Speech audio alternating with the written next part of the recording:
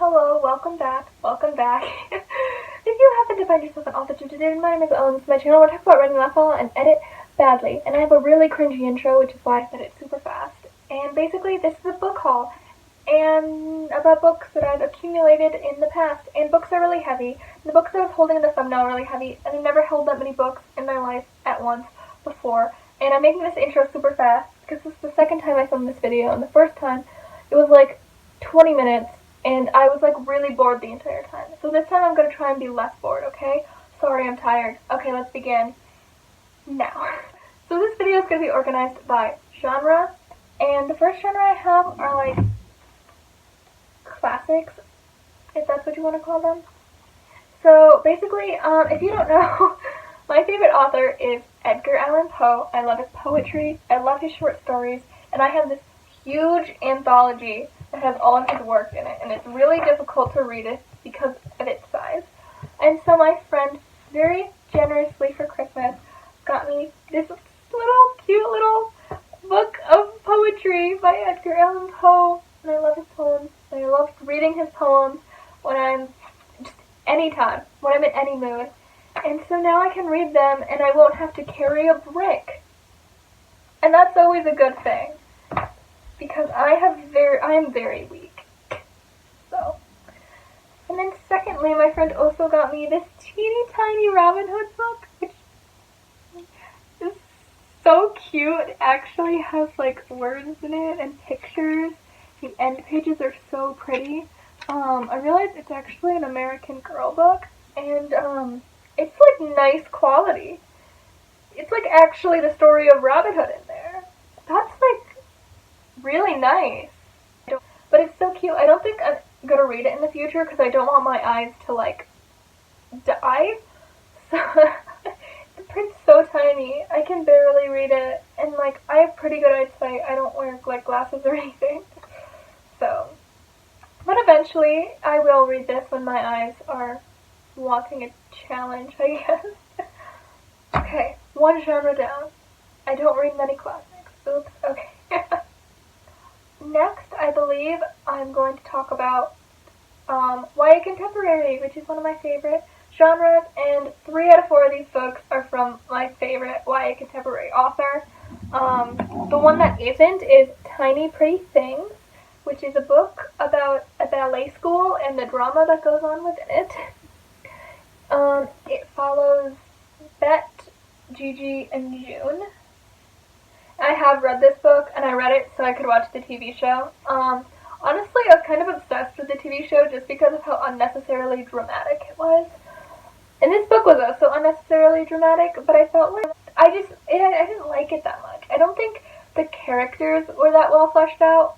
Most of them really annoyed me, and they kind of fell into stereotypes and cliches, instead of relying on the characters' like actual motivations, which I thought.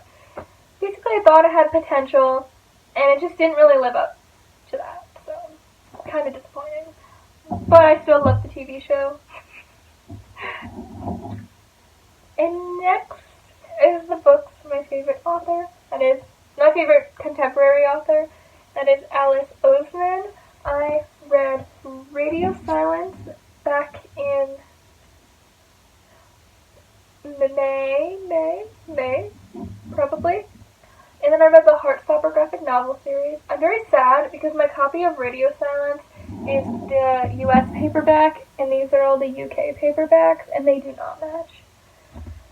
But, yes, there's Solitaire, which is about Tori dealing with undiagnosed depression and this weird prank group from her school called Solitaire. I didn't really like it that much, but that's not an unpopular opinion when it comes to Alice Oseman books, since it was her debut that she wrote when she was 18.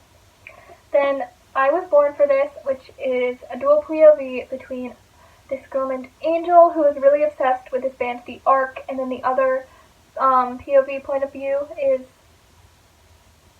oh my god, Jimmy, yes, obviously, who is the front man.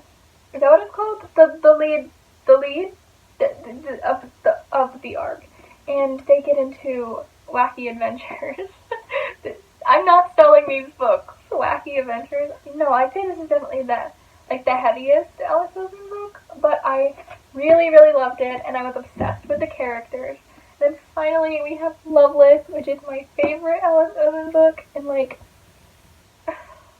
oh my god, I don't know, it's about this girl named Georgia who's discovering that she is aromantic, asexual, and also it's just really cute. Her best friends have a cute enemies to lovers, little sapphic romance, and it's also trying to save the Shakespeare Society. And it was so cute, but also so real and authentic, and I cried 5 times when reading this, and I don't cry in books, and that was an experience for me.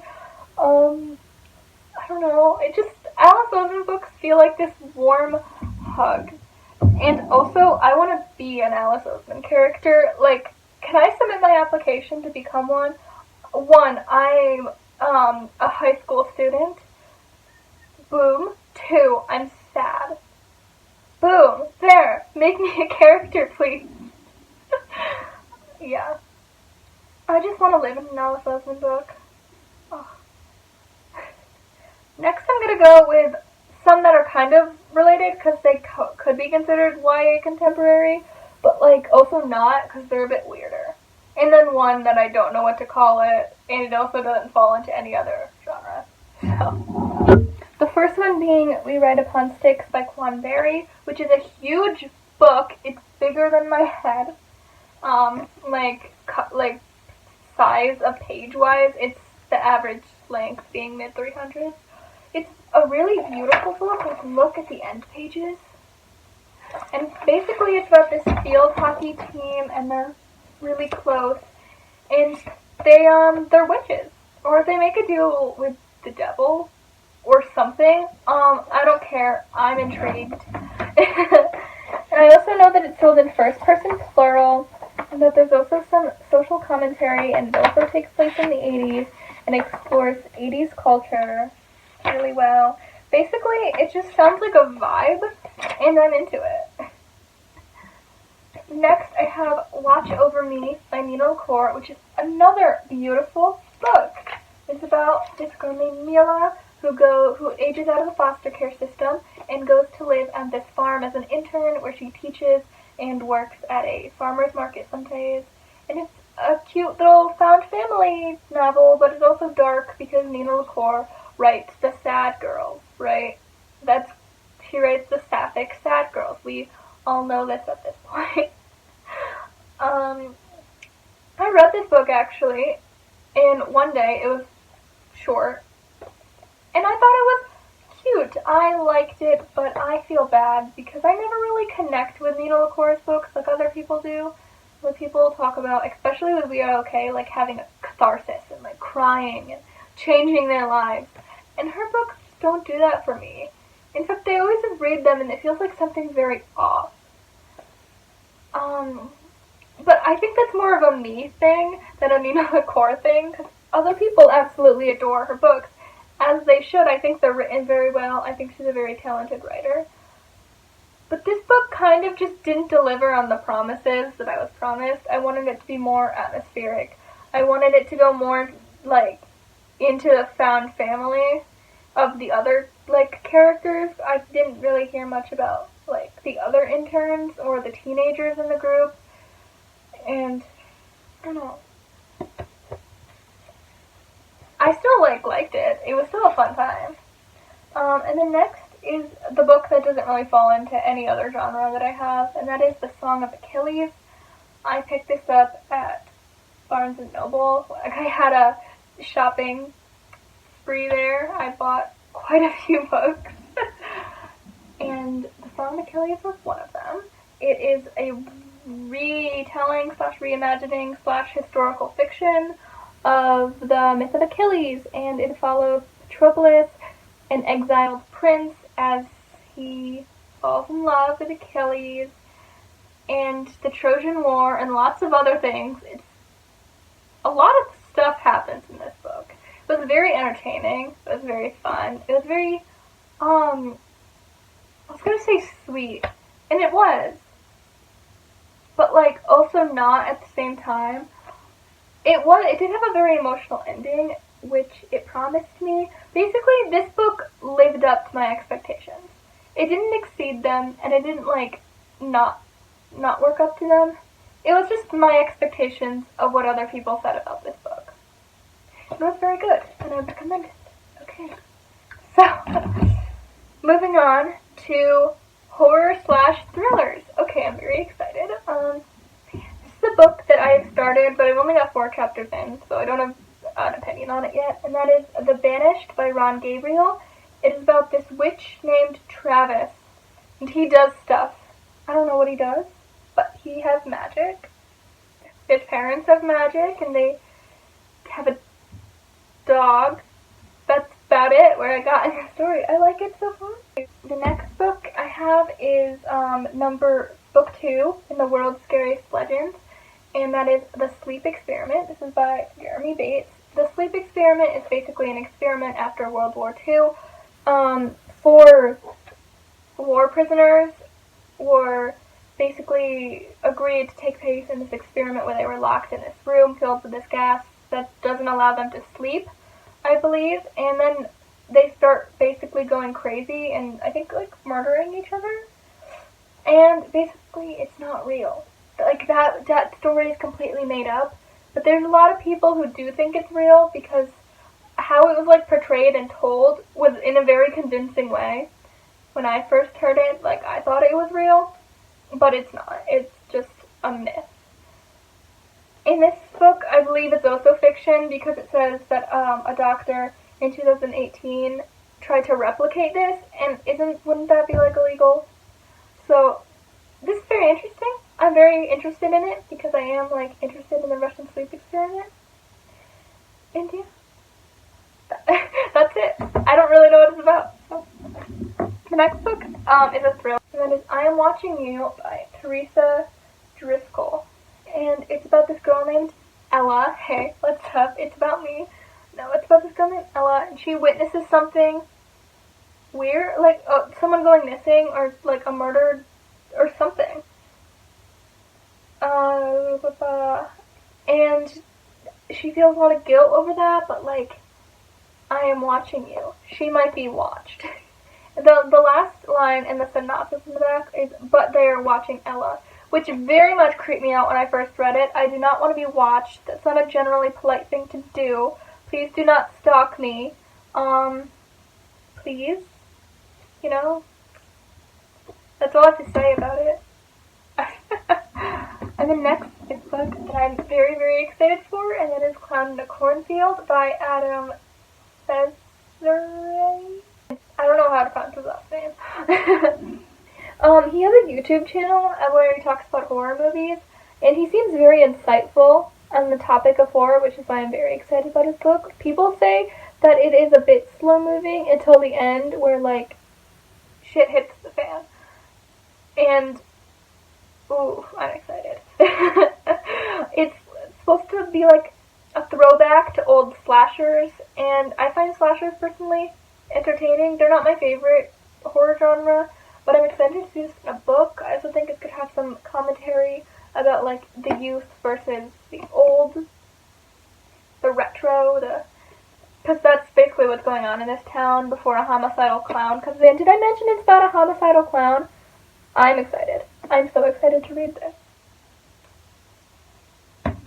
My last category is sci-fi. And first I have More Than This by Patrick Ness, which is about this guy named Seth who dies, and then he wakes up in this afterlife, I think, and that's it. And I'm very excited to read this. I don't know what to say because I don't know much about it. I read A Monster Calls by Patrick Ness, and I absolutely adored it. I thought it was so emotional and thought-provoking and just amazingly written, so I already know Patrick Ness can write, and, like, I don't know, it just sounds so interesting to me. Like, it starts off with this guy dying, what happens next? Where can the plot possibly go? And I have 100% faith in Patrick Ness to take me there. So next is books all by the same author. Basically, I read Vicious by V.E. Schwab 2 months ago, and I absolutely adored it, or I was completely obsessed with this book. I have still not stopped thinking about it, and it like every day, all day. I'll just think about this book, and I really want to go back and like annotate it because there's so many lines and so many little details that I picked up on my like 7 rereads a day. As I mentioned, I've reread this book like 20 times. In fact, the first 2 weeks after reading it, I reread my favorite scenes from it every night, and then I also completely reread it a week after I first read it. So, I guess you could say I'm a little bit obsessed, and I recently read the sequel, Vengeful. This book did not need a sequel. I think it'd be perfectly fine as a standalone, but I wanted to be in this world. I wanted to be in this world more, because I'm obsessed with it. I'm literally trash for it. So I was very happy I got this book. And also I want a third book, because I hated the ending of it. Victor and Eli did not get as good of a conclusion as they did in Vicious. They did not have enough, like, interaction, as in, like, talking. Like, they said, like, 2 lines to each other the whole time. And I'm like, that's disappointing. And, yeah, I have a lot to say about this book. But, I like, how much I think it's actually just a mediocre book, and I only really liked it because of how much I liked Vicious. Like, if I wasn't obsessed with Vicious, then I'd think this book was, like, fine. It's a fine sequel. But since I did read Vicious, I'm absolutely obsessed with this. I'm trash for it again. I have this one page tabbed, and I'll reread the scene, like, every day. At least twice. And that's not even a lie. So because I love that series so much, I wanted to read more from V.E. Schwab, as can be expected when you love a book from an author. And I picked up This Savage Song. But yeah, I bought This Savage Song. I have no idea what it's about, except for it has to do with monsters, and again, the whole hero versus villain thing. It starts with a quote from Victor, who is the protagonist in Vicious. Plenty of humans are monstrous, and plenty of monsters know how to play at being humans. V.E. Val. V.A. Val. Not V.E. Yeah. And this might be a really dumb thing to do, but I also bought the sequel, Our Dark Duet, because I didn't want to happen what happened with Vicious, is where I waited until, like, months after, until I bought the sequel. So, I just bought both of them. So if I hate this book, oh no. But I don't see myself hating it. There's very little books that I actually resent enough to, like, not read the sequel.